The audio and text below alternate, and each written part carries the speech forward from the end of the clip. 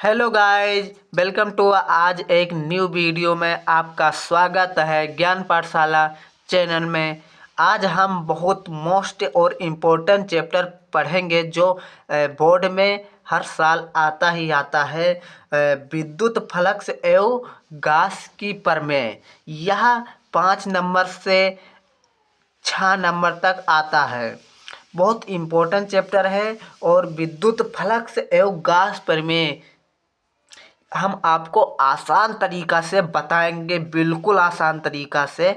जैसे जैसे किसी सतह, मान लो कोई सतह है, जैसे हम मान लेते हैं जैसे कोई ये मेरा एक कॉपी है।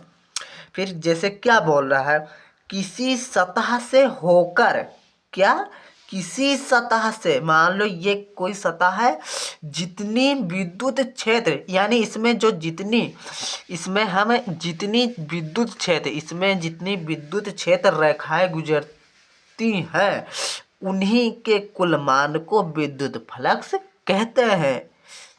क्या गाइज, किसी सतह से होकर जितनी विद्युत क्षेत्र रेखाएं गुजरती हैं उन्हीं के कुल मान को हम विद्युत फ्लक्स कहते हैं। समझ में आ गया है। हमने विद्युत फ्लक्स एवं गास प्रमेय की इनकी तीन परिभाषा लिखी हुई है, आपको आसानी में समझ में आ जाए। कोई सतह है, उसमें यदि जितनी विद्युत क्षेत्र रेखाएं जाएंगी वही गॉस प्रमेय यानी कि विद्युत फ्लक्स कहते हैं।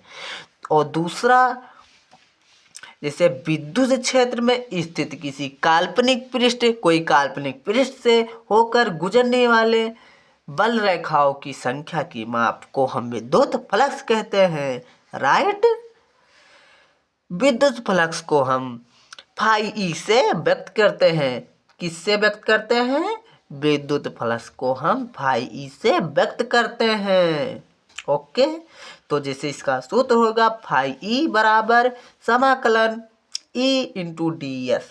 ओके, और फिर किसी दूसरा हमारा परिभाषा है, किसी बंद पृष्ठ, जैसे हमने माना था ना, जैसे ये अब जैसे कॉपी मान लो तो ये बंद नहीं होता है, बंद। किसी बंद पृष्ठ से होकर गुजरने वाला विद्युत फ्लक्स उस पृष्ठ पर लगने वाला कुल आवेश का 1/ε0 गुना होता है। कैसे?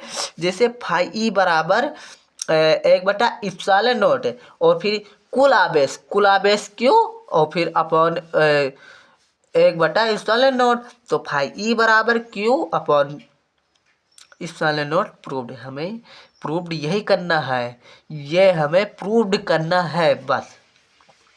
और हम आपको पहले चित्र हमने तो बना ही दिया है, लेकिन हम चाहते हैं कि ये चित्र हम आपके सामने बनाएं कि ताकि आपको समझ में आए। और आप चित्र, जैसे आपने चित्र बनाया उसका नाम और फिर ये सब आप बोर्ड की कॉपी में लिख देना। हमने लिखा नहीं है, लेकिन आप वहाँ पर लिखेंगे तो मतलब लंबा हो जाएगा। यदि आप कुल मिलाकर जो जो लिखा है प्लस क्यू जो है वो आप वहाँ पर लिख देना कि हाँ ये यहाँ से है, ये यहाँ से है। अब हम लिखवाएंगे तो वीडियो लंबी हो जाएगी।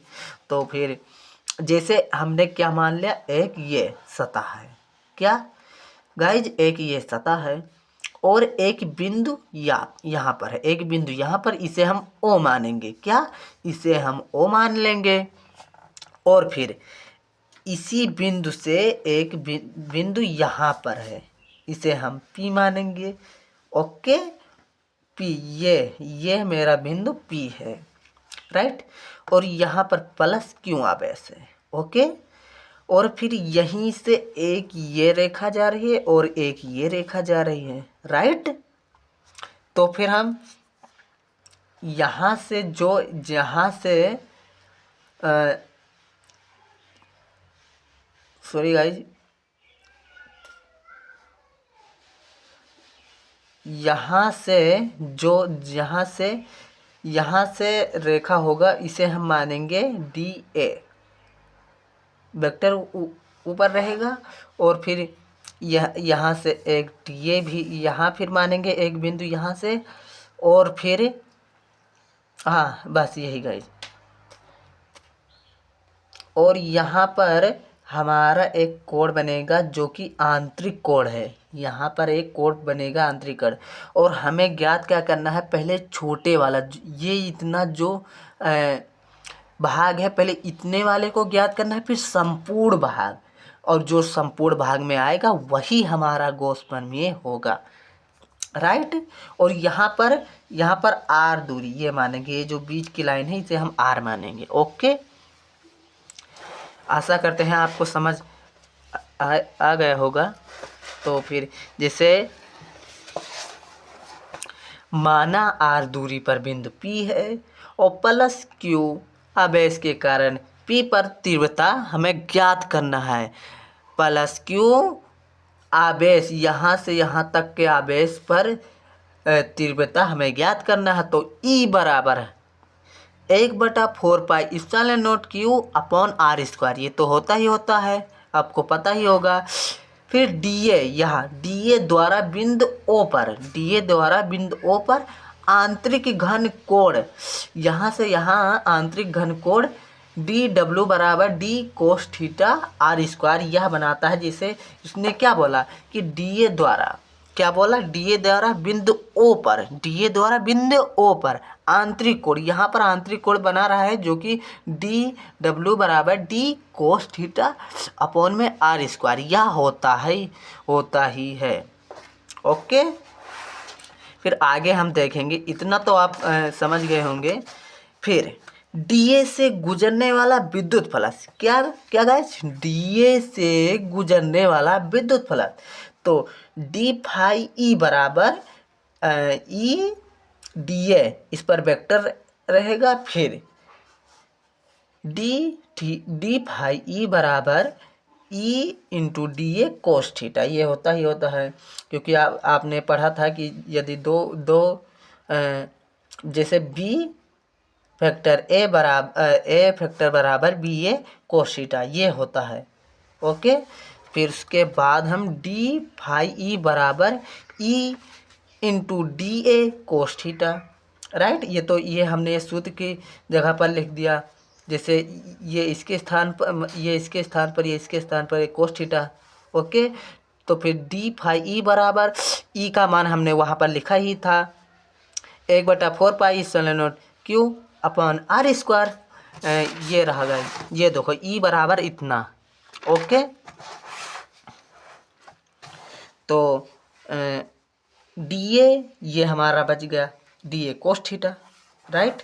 फिर हमने क्या किया, डी फाई ई बराबर इसमें गुणा कर दिया, तो फिर Q अपन 4πε0, और फिर ये इसमें गुणा कर दिया, D A cos theta upon r²। Okay, फिर डी फाई ई बराबर Q अपन 4πε0 डी डब्ल्यू, ये हमारा ये आ गया, क्योंकि डी डब्ल्यू बराबर हमारा ये होता है, डी डब्ल्यू बराबर D A cos theta upon r²।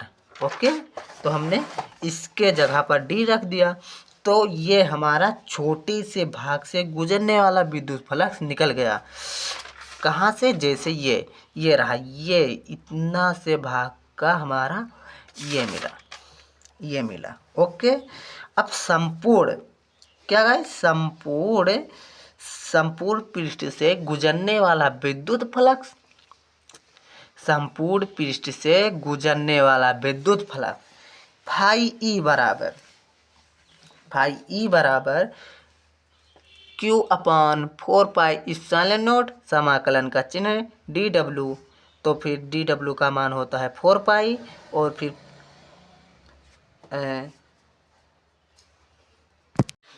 D W बराबर 4π, ये हमारा डी डब्ल्यू बराबर 4π होता है। फिर इसके बाद फाई ई बराबर Q अपॉन 4πε0, फिर इसका मान रख देंगे, फिर यहाँ से ये कटा, फिर हमारा Q ई बराबर Q अपॉन ε0, यही हमें प्रूव्ड करना था, ये हमारा आंसर आ गया।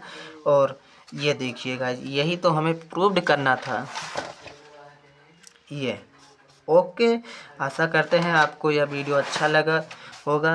यदि अच्छा लगे तो आप लाइक करना तथा सब्सक्राइब करना। तो फिर मिलेंगे नेक्स्ट वीडियो में, तब तक के लिए जय हिंद, जय भारत, जय हिंदुस्तान।